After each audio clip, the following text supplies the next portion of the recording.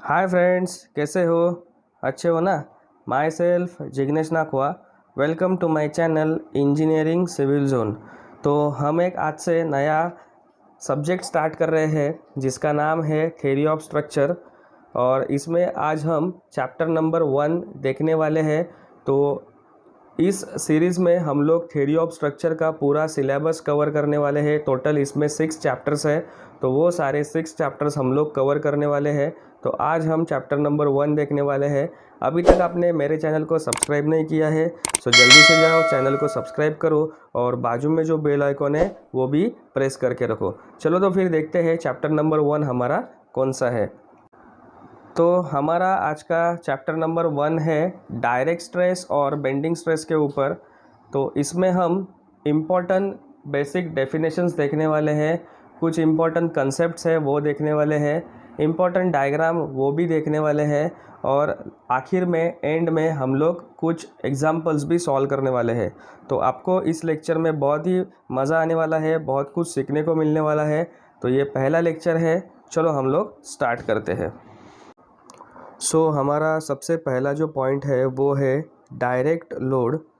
तो देखो इसका definition, it is defined as load whose line of action is coincide with the longitudinal axis of the member. मतलब direct load मतलब क्या है, मैं अभी आपको इसका आगे डायग्राम भी दिखाऊंगा। डायरेक्ट लोड मतलब क्या है कि जिसका लाइन ऑफ एक्शन सीधे सीधे कोइंसाइड कर रहा रहेगा अपना लॉन्जिट्यूडिनल एक्सिस को, तो इसको हम बोलेंगे डायरेक्ट लोड। तो अभी देखते हैं इसका डायग्राम। तो देखो ये इसका डायग्राम है, इसमें आप देख सकते हो जो W है वो उसका लोड है और बीच में से जो अपना एक्सिस पास हो रहा है उसको हम बोलते हैं लॉन्जिट्यूडिनल एक्सिस। तो उसको सीधे सीधे क्या कर रहा है, उसका लाइन कोइंसाइड कर रहा है, तो इसको हम बोलेंगे डायरेक्ट लोड। अभी आगे देखते हैं। अभी हमारा सेकेंड पॉइंट है वो है eccentric load.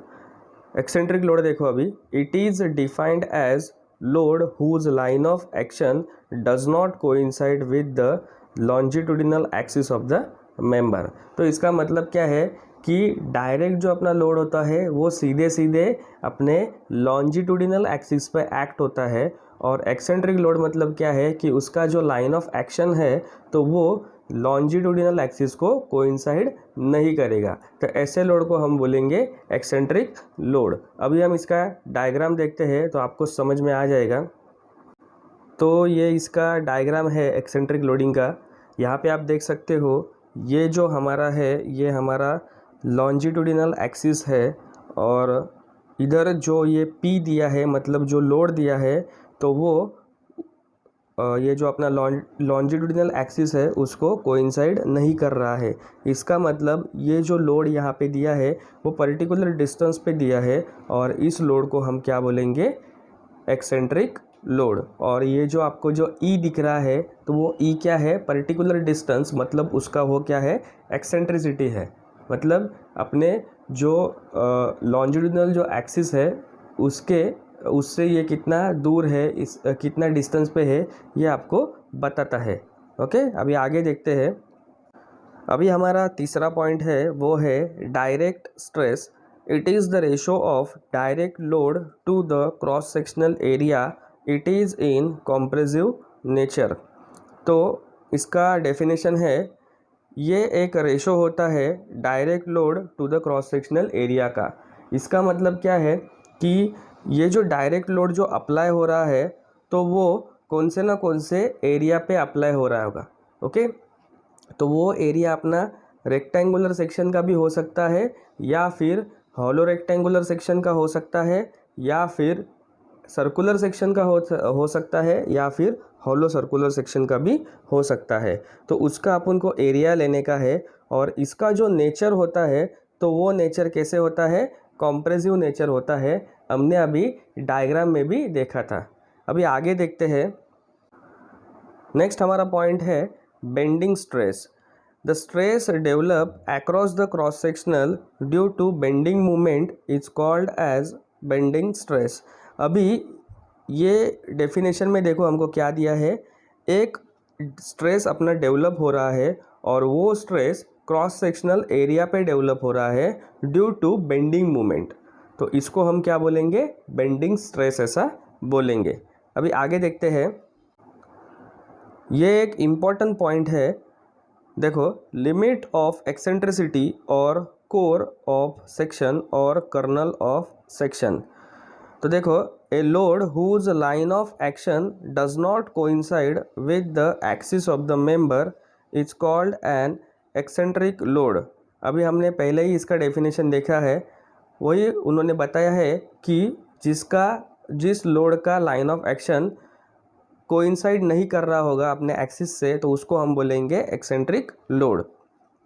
The distance between the eccentric axis of the body and the point of loading is called an eccentric limit. अभी जो डिस्टेंस है एक्सेंट्रिक एक्सिस में ऑफ द बॉडी और जो अपना पॉइंट है लोडिंग का, उस दोनों में जो डिस्टेंस है उस डिस्टेंस को हम क्या बोलेंगे, एक्सेंट्रिक लिमिट। ये भी हमने पीछे डायग्राम में देखा था, जिसको हम बोलते हैं small E. The centrally located portion of A section with in which the load must act so as to produce only compressive stress is called core or kernel of section or limit of eccentricity। इसका मतलब क्या है, देखो, so the centrally located portion of a section within which the load must act। इसका मतलब क्या है कि जो अपना सेंट्रल पोर्शन है उसमें से जो लोड अपना जो एक्ट होने वाला है, so as to produce only compressive stress, और इसके वजह से क्या हो रहा है कि ओनली कॉम्प्रेसिव स्ट्रेस प्रोड्यूस हो रहा है। तो ये सारा जो मैटर है, ये सारा जो फंडा है, उसको हम क्या बोलेंगे, लिमिट ऑफ एक्सेंट्रिसिटी और कोर ऑफ सेक्शन और कर्नल ऑफ सेक्शन। अभी आगे देखते हैं, ये उसका डायग्राम है। तो ये डायग्राम में आपको दिखाई दे रहा होगा, ये टोटल हमारा जो ऑरेंज कलर का जो पोर्शन है उसको हम कोर बोलते हैं या फिर लिमिट ऑफ एक्सेंट्रिसिटी बोलते हैं। ये एक रेक्टेंगुलर सेक्शन का उन्होंने दिखाया है। तो अगर ऐसा रहेगा तो हम उसको क्या बोलेंगे, लिमिट ऑफ एक्सेंट्रिसिटी ऐसा बोलेंगे। अभी आगे देखते हैं, ये हमारा सर्कुलर सेक्शन का डायग्राम है। इसमें आप देख सकते हो D/4 मतलब डायमीटर डिवाइड बाय 4। ये जो राउंडेड आपको ब्लैक कलर का पोर्शन दिखाई दे रहा है, तो इसको हम क्या बोलेंगे, कोर बोलेंगे या फिर लिमिट ऑफ एक्सेंट्रिसिटी ऐसा बोलेंगे। और ये जो डायग्राम है ये हमारा सर्कुलर सेक्शन का डायग्राम है। अभी आगे देखते हैं, नेक्स्ट हमारा पॉइंट है middle third rule. In case of rectangular cross section, if the load is applied at location along the middle third part of both mutually perpendicular axes, then the stresses produced are wholly of compressive nature। तो middle third rule और limit of eccentricity, इन दोनों का concept भी same है। Middle third rule में हमको क्या बताया है कि अगर रेक्टेंगुलर क्रॉस सेक्शन रहेगा और उसमें अगर लोड अप्लाइड हो रहा है एक लोकेशन पे, तो वो लोकेशन कितना रहेगा, मिडल थर्ड पार्ट रहेगा। ठीक है, वो लोकेशन कितना रहेगा, अपना मिडल थर्ड पार्ट रहेगा। और वो पार्ट क्या है कि बोथ म्यूचुअली परपेंडिकुलर एक्सिस, और वो जो पार्ट है तो वो किधर रहेगा, तो दोनों भी जो एक्सिस है हमारे वो म्यूचुअली परपेंडिकुलर होना चाहिए। तो उधर जो स्ट्रेसेस जो प्रोड्यूस होते हैं वो स्ट्रेसेस कॉम्प्रेसिव नेचर के स्ट्रेसेस होते हैं। तो ये था अपना मिडल थर्ड रूल। अभी आगे देखते हैं, तो आगे देखो, तो ये एक इम्पॉर्टेंट पॉइंट है, हर एक एग्ज़ाम में आपको पूछा जाता है। ये आपको डायग्राम्स बनाने की है। तो टोटल 3 टाइप्स की डायग्राम है, आप देख सकते हो। पहला बोला है sigma 0 is less than sigma B. अगर ये कंडीशन आपको पूछी रहेंगी तो उसके लिए ये फर्स्ट वाला डायग्राम आएगा। सेकंड है sigma 0 is equal to sigma B. तो अगर ऐसा कंडीशन है तो उसके लिए आपको सेकंड वाला डायग्राम बनाने का है। और जो थर्ड है वो है sigma 0 is greater than sigma B. अगर ये कंडीशन है तो आपको थर्ड वाला डायग्राम बनाने का है। तो सबसे पहले आपके दिमाग में आ रहा होगा कि ये सिग्मा 0 और सिग्मा बी इसका मतलब क्या है। तो सिग्मा 0 मतलब डायरेक्ट स्ट्रेस, ओके, हमने अभी डायरेक्ट स्ट्रेस का डेफिनेशन देखा है, तो उसका ये सिंबल है सिग्मा 0। और सिग्मा बी मतलब बेंडिंग स्ट्रेस, उसका ये सिंबल है। अभी हम आगे इसके न्यूमेरिकल्स देखेंगे कि डायरेक्ट स्ट्रेस और बेंडिंग स्ट्रेस हम कैसे फाइंड आउट करते हैं। तो उससे पहले हम लोग इसका पहला स्टेप वाइज प्रोसीजर देखते हैं कौन सा है। तो ये उसका स्टेप वाइज प्रोसीजर है। देखो, step wise procedure for determination of minimum and maximum stresses develop at the base of section. तो मिनिमम और मैक्सिमम जो स्ट्रेसेस है वो हमको यहाँ पे फाइंड आउट करने को बोला है। तो इसका देखो, सबसे पहला जो स्टेप है वो आएगा calculate area of section. Area of section मतलब क्या है कि इसके लिए आपको एक सेक्शन दिया रहेगा। तो वो सेक्शन रेक्टेंगुलर या फिर हॉलो रेक्टेंगुलर या सर्कुलर या फिर हॉलो सर्कुलर सेक्शन हो सकता है। तो उसका आपको सबसे पहले स्टेप में उसका एरिया फाइंड आउट करने का है। सेकेंड जो हमारा स्टेप है, calculate movement of inertia of section about respective axis. इसका मतलब क्या है कि हमको जो क्वेश्चन में एक्सिस बोला रहेगा तो वो एक्सिस पे जाके हमको क्या करने का है, उसका movement of inertia find out करने का है। ये हमने सारे फॉर्मूलेज हमने सेमिस्टर 3 में हमने देखे थे मूवमेंट ऑफ इनर्शिया के। मैं अभी आपको अभी आगे न्यूमेरिकल में भी बताऊंगा कि कौन सा न्यूमेरिकल में हमको क्या क्या फॉर्मूलेज यूज़ करने हैं। तीसरा जो स्टेप है वो है हमारा calculate bending movement about respective axis. Bending movement मतलब हमको m फाइंड आउट करने का है मूवमेंट, और उसका फॉर्मूला है P इंटू ई। तो ये P मतलब क्या है कि जो हमको को लोड दिया रहेगा क्वेश्चन में वो हमको लेना है, और E मतलब क्या है कि एक्सेंट्रिसिटी। तो हमने ये डायग्राम में देखा था, एक्सेंट्रिक लोडिंग का मैंने आपको एक डायग्राम दिखाया था। उसमें P और E मैंने बोला था आपको कि P मतलब ये लोड है और E मतलब ये पर्टिकुलर डिस्टेंस पे ये लोड अपने को दिया है। तो ये जो डिस्टेंस है उसको हम एक्सेंट्रिसिटी बोलते हैं। ओके, ये हमने डायग्राम में देखा था। अभी आगे देखते हैं। अभी हमारा नेक्स्ट स्टेप है, स्टेप नंबर 4, वो है calculate direct stress. So direct stress मतलब सिग्मा ज़ीरो। अभी मैंने बताया था आपको, हमने जो 3 डायग्राम्स देखे थे उसमें मैंने बताया था सिग्मा ज़ीरो मतलब डायरेक्ट स्ट्रेस। ये अभी हमको फाइंड आउट करने का है इस स्टेप में। तो उसका फॉर्मूला है P/A। इसका फॉर्मूला है P/A। नेक्स्ट है step number 5, calculate bending stress. तो बेंडिंग स्ट्रेस मतलब सिग्मा B। उसके लिए फॉर्मूला है M मतलब मूवमेंट, जो कि हम स्टेप नंबर 3 में सॉल्व करने वाले हैं। तो मूवमेंट मल्टीप्लाई बाय y मतलब क्या है कि जो हमारा डेप्थ रहेगा वो डेप्थ के हमको सेंटर तक जाने का है। तो वो उसका आंसर हम कैसे फाइंड आउट करते हैं वो हम आगे न्यूमेरिकल में देखेंगे। तो उसका फॉर्मूला है m into y divide by I। तो I मतलब मूवमेंट ऑफ इनर्शिया, जो कि हम स्टेप नंबर 2 में फाइंड आउट करने वाले हैं। नेक्स्ट स्टेप है हमारा calculate maximum stress. Maximum stress मतलब सिग्मा मैक्सिमम। सिग्मा मतलब स्ट्रेस और मैक्सिमम मतलब सिग्मा मैक्स। तो ये हमको फाइंड आउट करने का है। तो इसके लिए फॉर्मूला है direct stress plus bending stress. So direct stress मतलब सिग्मा ज़ीरो, और उसमें ऐड क्या करने का है हमको, बेंडिंग स्ट्रेस मतलब सिग्मा बी। और जो हमारा लास्ट स्टेप है 7th स्टेप, उसमें हम करेंगे कैलकुलेट मिनिमम स्ट्रेस मतलब sigma minimum is equal to direct stress में से हमको बेंडिंग स्ट्रेस माइनस करने का है। तो ये सारे स्टेप्स आपको याद रखने के हैं, और इसी स्टेप्स के ऊपर हमको आगे जो न्यूमेरिकल्स है वो सॉल्व करने के हैं। तो चलो सबसे पहले हम टाइप नंबर 1 देखते हैं। तो हम अभी न्यूमेरिकल स्टार्ट करेंगे। उससे पहले अगर आपने जो मैंने अभी स्टेप्स बताए हैं अगर वो आपने लिखे नहीं लिए रहेंगे या फिर उसका स्क्रीनशॉट नहीं निकाला रहेगा, तो वीडियो को पीछे जाके देखो एक बार और उसका पहले स्क्रीनशॉट लेके रखो। तो उसी स्टेप्स का यूज़ करके हम लोग अभी ये न्यूमेरिकल आगे के सॉल्व करने वाले हैं। तो देखो, टाइप नंबर 1 पहला हमारा टाइप है, और इसमें हम रेक्टेंगुलर सेक्शन के न्यूमेरिकल देखने वाले हैं। तो देखो, पहला न्यूमेरिकल है ए rectangular column 300 mm wide and 200 mm thick carries an axial load of 250 kilonewton and a clockwise movement of 5 kilonewton meter in plane bisecting 200 mm side. Calculate resultant stresses induced at the base. तो अभी ये जो numerical है इसमें हमको 300 mm wide बोला है, rectangular column दिया है और वो हमको 300 mm वाइड बोला है एंड 200 mm थिक बोला है।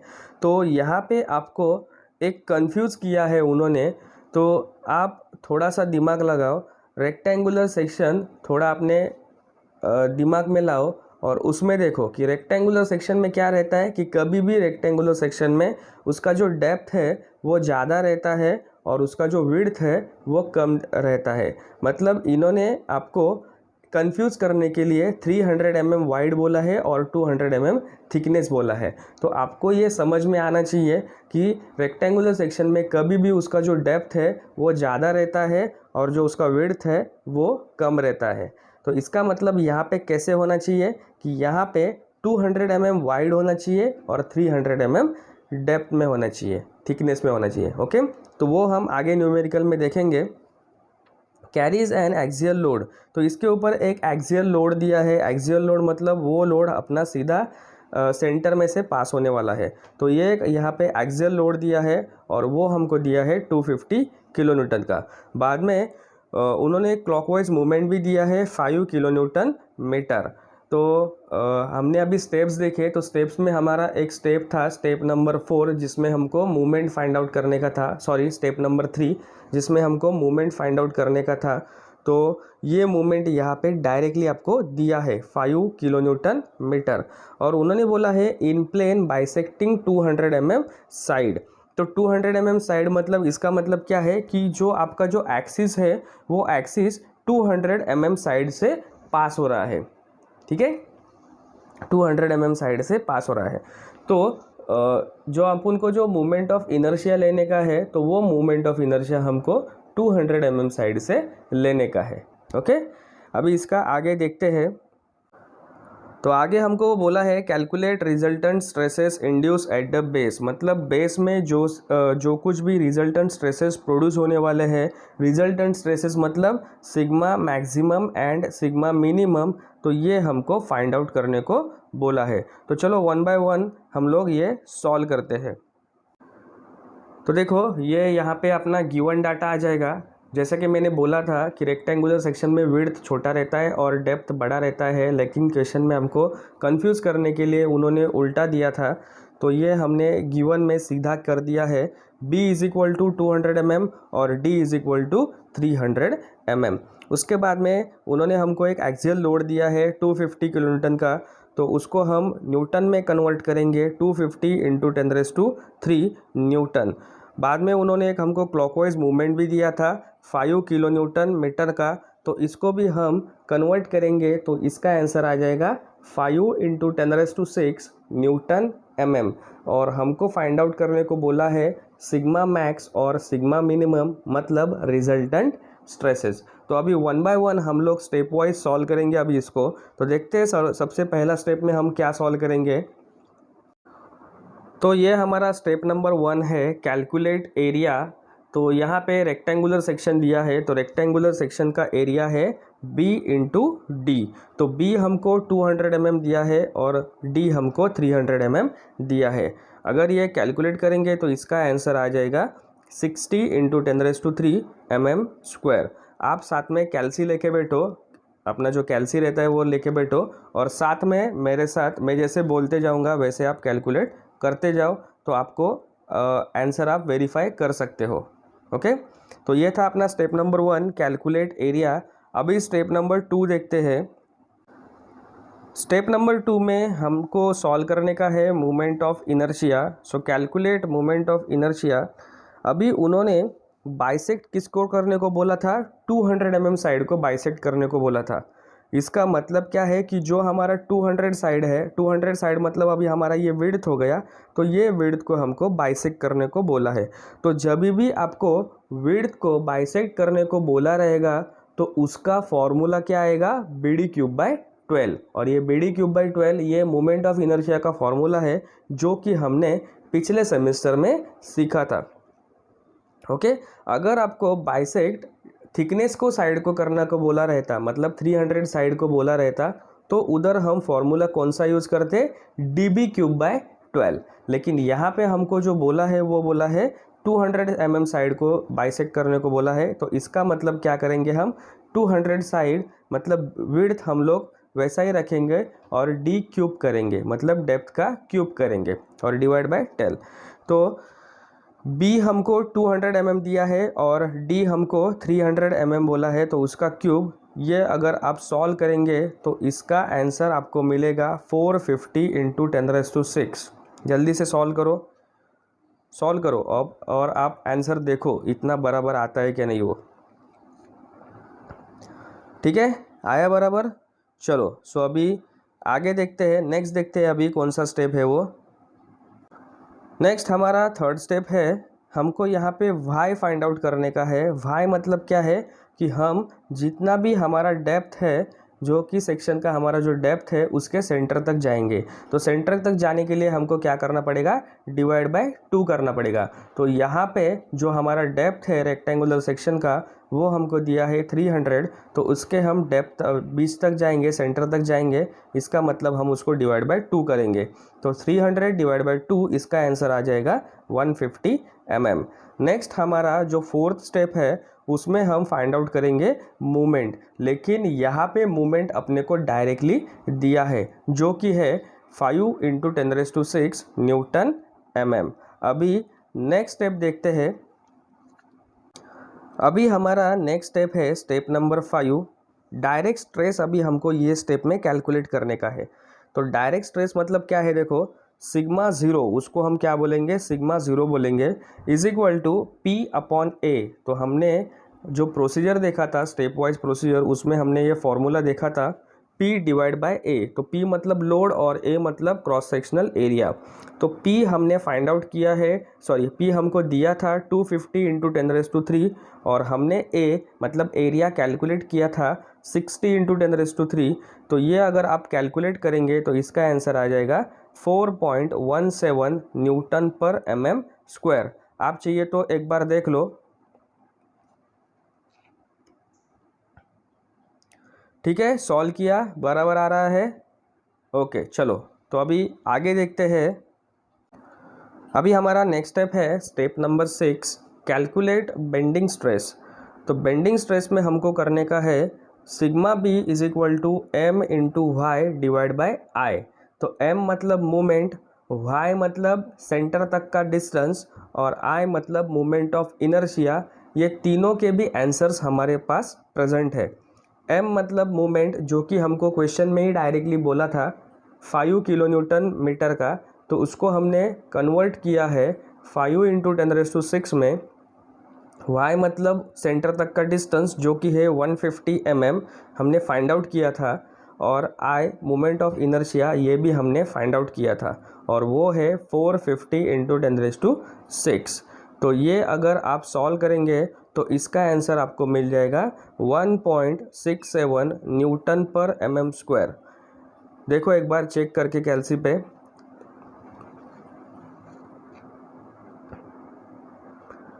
बराबर आ रहा है। चलो अभी आगे देखते हैं। अभी हमको सॉल्व करने को उन्होंने बोला था कैलकुलेट रिजल्टेंट स्ट्रेसेस। तो ये सिग्मा मैक्स और सिग्मा मिनिमम ये हमारे रिजल्टेंट स्ट्रेसेस है। तो सिग्मा मैक्स के लिए फॉर्मूला है, हमने फॉर्मूला देखा था हमारे प्रोसीजर में, direct stress plus bending stress. So direct stress मतलब सिग्मा ज़ीरो और बेंडिंग स्ट्रेस मतलब सिग्मा बी। तो ये दोनों को अगर हम ऐड करेंगे तो इसका आंसर हमको मिल जाएगा 5.84 न्यूटन पर mm²। और अभी लास्ट जो हमको फाइंड आउट करने का है वो सिग्मा मिनिमम फाइंड आउट करने का है। तो इसका फॉर्मूला है sigma zero minus sigma B. 4.17 जो हमारा डायरेक्ट स्ट्रेस है और 1.67 जो कि हमारा बेंडिंग स्ट्रेस है, इन दोनों को अगर हम माइनस कर लेते हैं तो इसका आंसर हमको मिल जाएगा 2.5 न्यूटन पर mm²। तो ये हमने दोनों भी रिजल्टेंट स्ट्रेसेस फाइंड आउट किए हैं जो कि हमको बोला था कैलकुलेट रिजल्टेंट स्ट्रेसेस। तो अभी आगे हम नेक्स्ट न्यूमेरिकल देखते हैं कौन सा है वो। अभी ये सेकंड न्यूमेरिकल है, ये देखो, ए rectangular column 350 mm wide and 250 mm thick carries an axial load of 225 kilonewton and clockwise movement of 3.5 kilonewton meter in plane bisecting 250 mm side. Calculate resulting stresses. तो यहाँ पे भी एक बार हमको रेक्टेंगुलर कॉलम का ही न्यूमेरिकल दिया है और इसमें भी देखो कॉलम का जो साइज़ है वो हमको दिया है 350 mm बाय 250 mm। मतलब इस एग्जाम्पल में भी आप मतलब ये जो एग्जाम्पल है इसमें भी आपको कंफ्यूज किया है। इधर भी आपको देखो विड्थ आपको ज़्यादा दिया है और डेप्थ आपको कम दिया है। तो यहाँ पे भी अब हमको जैसे हमने पिछले एग्जाम्पल में किया था वैसा ही अभी आपको यहाँ पे भी करना पड़ेगा। मतलब विड्थ हमको छोटा लेना पड़ेगा और डेप्थ हमको ज़्यादा लेना पड़ेगा, बड़ा लेना पड़ेगा। ओके, उन्होंने फिर से एक बार हमको जो लोड दिया है वो एक्सियल लोड दिया है हमको 225 किलोन्यूटन। यहाँ पे भी एक क्लॉकवाइज हमको मूवमेंट दिया है 3.5 किलोन्यूटन मीटर का और इधर भी हमको जो प्लेन बाइसेक्ट करने को बोला है वो बोला है 250 mm साइड, मतलब जो छोटी साइड है जो विड्थ वाली साइड है उसको बाइसेक्ट करने को बोला है। और फिर से एक बार हमको रिजल्टिंग स्ट्रेसेस फाइंड आउट करने को बोला है। तो ये सेम न्यूमेरिकल हमारा पिछले टाइप जैसा न्यूमेरिकल है। चलो जल्दी से देखते हैं कि ये हम कैसे सॉल्व करेंगे। तो जल्दी से हम अभी गिवन डाटा देखते हैं। तो यहाँ पे भी देखो आपको बोला था 350 mm वाइड और 250 mm डेप्थ बोला था, लेकिन यहाँ पे अभी आपको उल्टा करने का है। जो छोटा है उसको विड्थ लेने का है और जो बड़ा है उसको डेप्थ लेने का है। मतलब यहाँ पे जो B आएगा वो 250 mm आएगा और जो D आएगा वो 350 mm आएगा। उसके बाद में लोड दिया है हमको 225 किलोन्यूटन का, इसको हम कन्वर्ट करेंगे न्यूटन में। सो 225 इंटू 10⁻³ न्यूटन। यहाँ पे भी एक क्लॉकवाइज मूवमेंट दिया है हमको जो दिया है 3.5 किलोन्यूटन मीटर का। तो इसको भी हम कन्वर्ट कर लेते हैं न्यूटन mm में। तो ये हो जाएगा 3.5 इंटू 10⁻⁶ न्यूटन mm। यहाँ पे भी हमको रिजल्टिंग स्ट्रेसेस फाइंड आउट करने को बोला है। तो रिजल्टिंग स्ट्रेसेस मतलब sigma max and sigma minimum. तो वन बाय वन देखते हैं अभी कैसे सॉल्व करेंगे। तो सबसे पहला step calculate area. Again once again हमको रेक्टेंगुलर सेक्शन बोला है। तो रेक्टेंगुलर सेक्शन का area B into D. B है 250 mm और D है 350 mm। तो ये आप अगर कैलकुलेट करेंगे तो इसका आंसर आपको मिल जाएगा 87.5 इंटू 10⁻³ mm स्क्वायर। अभी आगे देखते हैं। नेक्स्ट सेकंड स्टेप है हमारा कैलकुलेट मोमेंट ऑफ इनर्शिया। तो यहाँ पे भी जो फॉर्मूला आएगा वो आएगा BD³/12, क्योंकि हमको जो साइड बाइसेक्ट करने को बोला है वो बोला है 250 mm साइड। 250 mm साइड मतलब अपना विड्थ के साइड को बाइसेक्ट करने को बोला है। तो जब भी आपको विड्थ का सेक्शन बोला रहेगा बाइसेक्ट करने को तो वहाँ पे जो आपका फॉर्मूला आएगा वो आएगा BD³/12। और जब भी आपको डेप्थ के सेक्शन को बाइसेक्ट करने को बोला रहेगा तो वहाँ पे आपका फॉर्मूला आएगा तो वो आएगा DB³/12। तो यहाँ पे BD³/12 ये हमारा फॉर्मूला आएगा। B हमको दिया है 250 mm का और D हमको दिया है 350 mm। तो 250/350 क्यूब डिवाइड बाई 10 अगर आप ये सॉल्व करेंगे तो इसका आंसर आपको मिल जाएगा 893.23 इंटू 10⁻⁶ mm⁻⁴। तो आप एक बार चेक कर लो ये बराबर है क्या नहीं वो।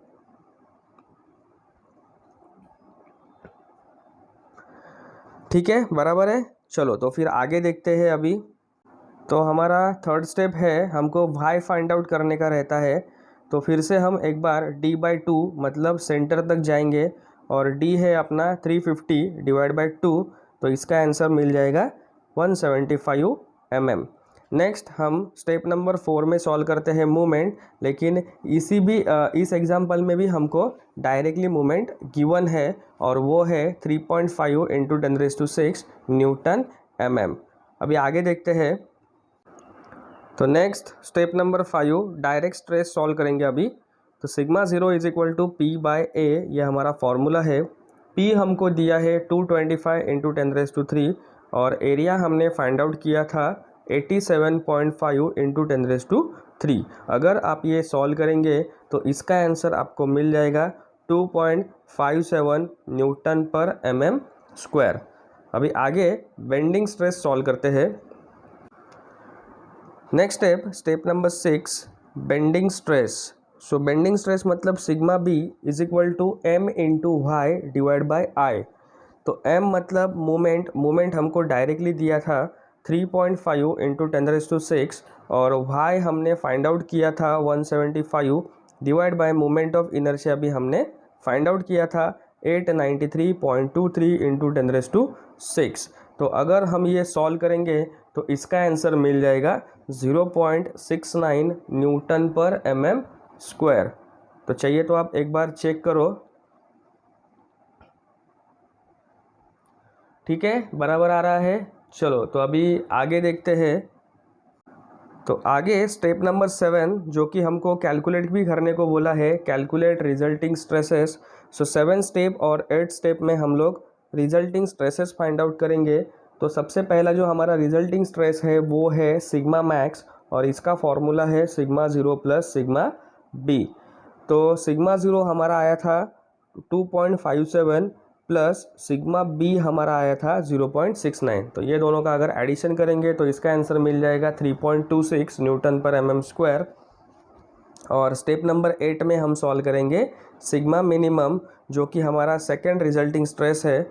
इसका फॉर्मूला है सिग्मा 0 माइनस सिग्मा बी, मतलब direct stress minus bending stress. ये दोनों का अगर हम सब्सट्रैक्शन करेंगे तो इसका आंसर आपको मिल जाएगा 1.88 न्यूटन पर mm²। तो यहाँ पे हमारा सेकेंड न्यूमेरिकल भी सॉल्व होता है। अभी हम आगे टाइप नंबर 2 देखेंगे। तो ये हमारा अभी टाइप नंबर 2 है सर्कुलर सेक्शन के ऊपर। तो देखो अभी कौन सा न्यूमेरिकल है वो। एक cast iron column 300 mm external diameter and 200 mm internal diameter.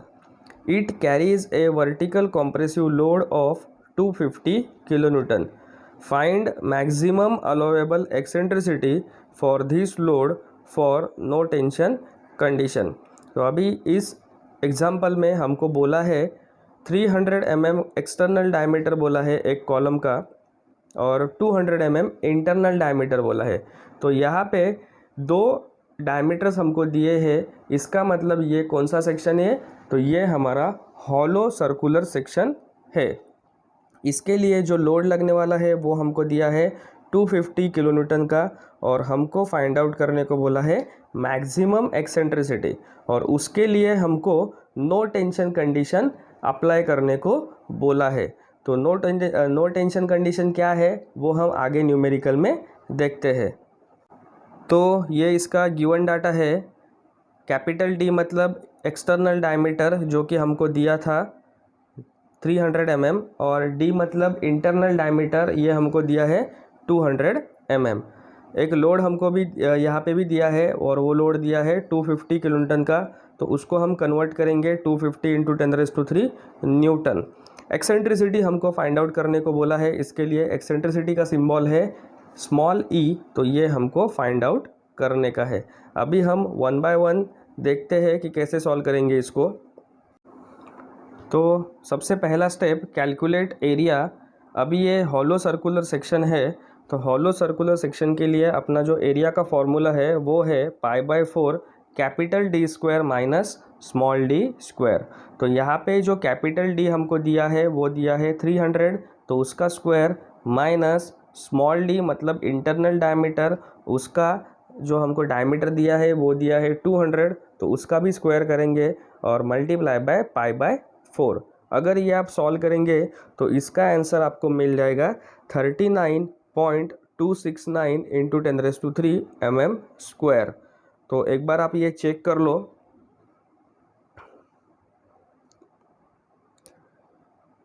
बराबर आता है। चलो अभी आगे देखते हैं। सेकेंड स्टेप है कैलकुलेट मोमेंट ऑफ इनर्शिया। अभी ये हमारा हॉलो सर्कुलर सेक्शन है, तो इसके लिए मोमेंट ऑफ इनर्शिया का फॉर्मूला है π/64 capital D⁴ minus small d⁴। तो कैपिटल D 300 है और स्मॉल d 200 है। तो हमारा फॉर्मूला है π/64 capital D⁴ minus small D⁴। हम अभी वैल्यूज़ पुट डाउन करेंगे और वैल्यूज़ पुट डाउन करने के बाद अगर आप सॉल्व करेंगे तो इसका आंसर आ जाएगा 319.07 इंटू 10⁶ mm⁴। एक बार आप ये चेक कर लो ये आंसर बराबर है क्या नहीं वो।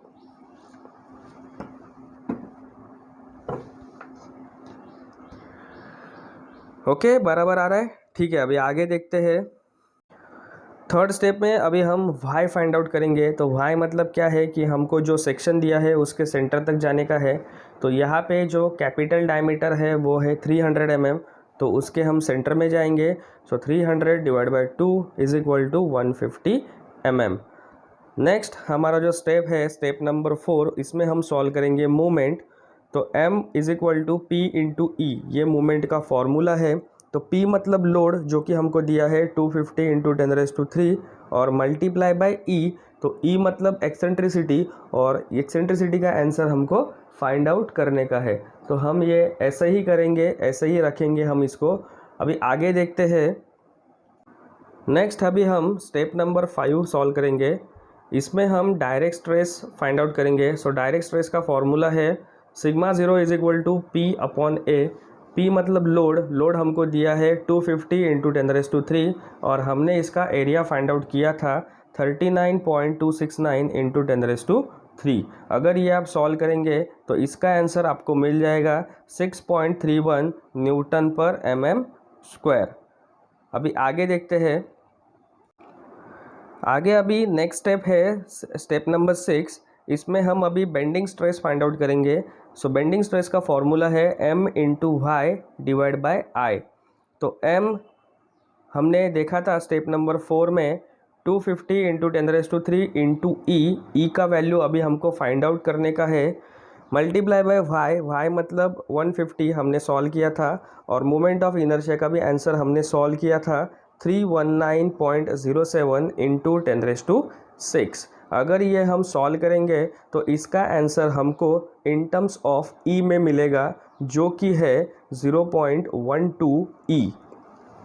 अभी आगे हमको नो टेंशन कंडीशन अप्लाई करने का है और हमको ई फाइंड आउट करने का है। तो वो नो टेंशन कंडीशन कौन सा है वो देखते हैं अभी। सो नेक्स्ट हमारा लास्ट स्टेप है step number 7, now using no tension condition. तो अभी हम अपना नो टेंशन कंडीशन यूज़ करते हैं। सो नो टेंशन कंडीशन मतलब क्या है, σ0 इज इक्वल टू σb, मतलब direct stress is equal to bending stress. So direct stress का हमारा जो आंसर आया था वो आया था 6.31 और बेंडिंग स्ट्रेस अभी हमने देखा था 0.12 ई। तो अगर हम ये सॉल्व करेंगे तो इसके ऊपर से हमको एक्सेंट्रिसिटी का वैल्यू मिल जाएगा जो कि है 52.58 mm। तो ये था हमारा न्यूमेरिकल नंबर 3। अभी हम आगे हमारा आज का लास्ट का न्यूमेरिकल देखेंगे, वो भी हमारा नो टेंशन कंडीशन के ऊपर डिपेंड है। चलो देखते हैं कि अभी वो कौन सा न्यूमेरिकल है। तो अभी हमारा लास्ट एग्जाम्पल 4th एग्जाम्पल है ए solid circular column of diameter 250 mm carries an axial load of W and a load of 200 kN at an eccentricity of 150 mm. Calculate minimum value of W so as to avoid the tensile stresses at base. अभी हमको इस example में एक circular column दिया है जिसका diameter 250 mm बोला है और यहाँ पे टोटल 2 लोड है। पहला जो लोड है वो W दिया है जिसका वैल्यू हमको फाइंड आउट करने का है और दूसरा जो लोड दिया है वो दिया है 200 किलोन्यूटन का और वो हमको एक्सेंट्रिसिटी उसके लिए दिया है 150 mm। मतलब ये एक्सेंट्रिक लोड हमको दिया है और एक एक्सियल लोड भी दिया है। तो 2 लोड अभी हमको दिया है और हमको फाइंड आउट करने को बोला है find the value of W। So W की वैल्यू हमको यहाँ पे फाइंड आउट करने की है। तो देखते हैं अभी इसका गिवन डाटा और स्टेप बाय स्टेप प्रोसीजर क्या है वो। सो देखो गिवन में आएगा हमको एक डायमीटर दिया है 250 mm, एक एक्सियल लोड दिया है तो वो W दिया है हमको, एक्सेंट्रिक लोड दिया है वो दिया है 200 किलो न्यूटन का, उसको हम न्यूटन में कन्वर्ट करेंगे। सो 200 इंटू 10⁻³ न्यूटन। एक्सेंट्रिसिटी हमको दिया है 150 mm और W हमको फाइंड आउट करने का है। तो अभी देखते हैं स्टेप बाय स्टेप हम कैसे सॉल्व करेंगे। तो सबसे पहला हमारा स्टेप है कैलकुलेट एरिया। अभी ये सर्कुलर सेक्शन हमको दिया है। सो सर्कुलर सेक्शन का एरिया है π/4 इंटू d²। सो हमको यहाँ पे जो डायमीटर दिया है वो दिया है 250। सो 250 का स्क्वायर मल्टीप्लाई बाय π/4 अगर हम सॉल्व करते हैं तो इसका आंसर आ जाएगा 49.087 इंटू 10⁻³ mm²। अभी आगे देखते हैं। सेकेंड स्टेप में हम सॉल्व करेंगे कैलकुलेट मोमेंट ऑफ इनर्शिया। तो मोमेंट ऑफ इनर्शिया का फॉर्मूला है π/64 d⁻⁴। यहाँ पे जो डायमीटर है वो है 250 mm का। सो π/64 इंटू 250⁴ ये हम सॉल्व करेंगे तो इसका आंसर आ जाएगा 1.917 इंटू 10⁸ mm⁴। अभी आगे देखते हैं। अभी आगे स्टेप नंबर 3 जिसमें हम y फाइंड आउट करते हैं। तो यहाँ पे जो अपना फॉर्मूला है वो है d/2। डायमीटर हमको दिया है 250। सो डिवाइड बाय 2 इसका आंसर आ जाएगा 125 mm। जो हमारा नेक्स्ट स्टेप है स्टेप नंबर 4, इसमें मोमेंट हम फाइंड आउट करते हैं। तो मोमेंट का फॉर्मूला है P इंटू ई। P मतलब लोड और E मतलब एक्सेंट्रिसिटी। सो हमको यहाँ पे टोटल 2 लोड दिए हैं, एक एक्सियल लोड दिया है और दूसरा हमको एक्सेंट्रिक लोड दिया है। तो यहाँ पे मोमेंट के लिए हम एक्सेंट्रिक लोड यूज़ करेंगे जो कि हमको दिया है 200 इंटू 10⁻³ और एक्सेंट्रिसिटी हमको दिया है 150 mm। ये अगर आप सॉल्व करेंगे तो इसका आंसर आपको मिल जाएगा 3 इंटू 10⁻⁷ न्यूटन mm। अभी आगे देखते हैं कैसे सॉल्व करेंगे। सो हमारा नेक्स्ट स्टेप है कैलकुलेट डायरेक्ट स्ट्रेस। सो यहाँ पे देखो फॉर्मूला हमारा चेंज हो गया है क्योंकि हमको इस एग्जांपल में टोटल 2 लोड दिए हैं। पहला लोड हमको दिया है एक्सियल लोड और दूसरा लोड हमको दिया है एक्सेंट्रिक लोड। तो इसके लिए अभी यहाँ पे एक चेंज हो जाएगा और वो चेंज है W + P divide by A। तो W जो कि हमको वैल्यू फाइंड आउट करने का है, P हमको दिया है 200 इंटू 10⁻³ डिवाइड बाय एरिया जो हमने सॉल्व किया था पहले स्टेप में और वो सॉल्व किया था 49.087 इंटू 10⁻³ तो अभी हम इसको ऐसा ही रखेंगे और सबसे पहले अभी आगे के स्टेप में हम बेंडिंग स्ट्रेस फाइंड आउट करते हैं। तो चलो देखते हैं। तो नेक्स्ट स्टेप है हमारा bending stress. So sigma B is equal to M into y divide by I, ये हमारा फॉर्मूला है। सो M हमने फाइंड आउट किया था स्टेप नंबर 4 में 3 इंटू 10⁻⁷। y भी हमने फाइंड आउट किया था 125 और मोमेंट ऑफ इनर्शिया भी हमने फाइंड आउट किया था 1.917 इंटू 10⁸। अगर आप ये सॉल्व करेंगे तो इसका आंसर आपको मिल जाएगा 19.56 न्यूटन पर mm²। तो ये था हमारा बेंडिंग स्ट्रेस और अभी हम आगे अपना नो टेंशन कंडीशन अप्लाई करते हैं और हमारा जो रिक्वायर्ड आंसर है W वो हम अभी फाइंड आउट करते हैं। सो अभी ये हमारा ये लास्ट स्टेप है। Now apply no tension condition. So no tension condition है हमारा sigma 0 is equal to sigma B, मतलब direct stress is equal to bending stress. तो डायरेक्ट स्ट्रेस हमने फाइंड आउट किया था W + 200 into 10⁻³ divide by 49.087 into 10⁻³ is equal to bending stress का हमने answer find out किया है 19.56। अगर ये आप सॉल्व करेंगे तो इसका आंसर आपको मिल जाएगा W is equal to 760.141 into 10⁻³ newton और अगर आप ये किलो न्यूटन में कन्वर्ट करेंगे तो इसका आंसर आएगा 760.141 किलो न्यूटन। तो आज के हमारे सारे न्यूमेरिकल्स हो गए हैं। सो आज हम इधर ही स्टॉप करते हैं। सो आज का ये हमारा फर्स्ट लेक्चर था थ्योरी ऑफ स्ट्रक्चर के ऊपर, जिसमें हमने चैप्टर नंबर 1 देखा। चैप्टर नंबर 1 है हमारा डायरेक्ट स्ट्रेस और बेंडिंग स्ट्रेस के ऊपर, जिसमें हमने बेसिक कंसेप्ट्स देखे डायरेक्ट स्ट्रेस और बेंडिंग स्ट्रेस के कुछ बेसिक्स डेफिनेशंस भी देखी, इम्पोर्टेंट फार्मूलेस देखे और हमने टोटल 2 टाइप के न्यूमेरिकल सॉल्व किए हैं। तो आशा करता हूँ कि आज का ये वीडियो आपको पसंद आया रहेगा। अगर वीडियो पसंद आता है तो वीडियो को लाइक करो। अभी तक आपने मेरे चैनल को सब्सक्राइब नहीं किया है तो चैनल को सब्सक्राइब करो और बाजू में जो बेल आइकॉन है वो भी आप प्रेस करके रखो, ताकि मैं जब भी नया वीडियो अपलोड करूँगा तो उसका नोटिफिकेशन आपको मिल जाएगा। ओके बाय, चलो थैंक यू, टेक केयर।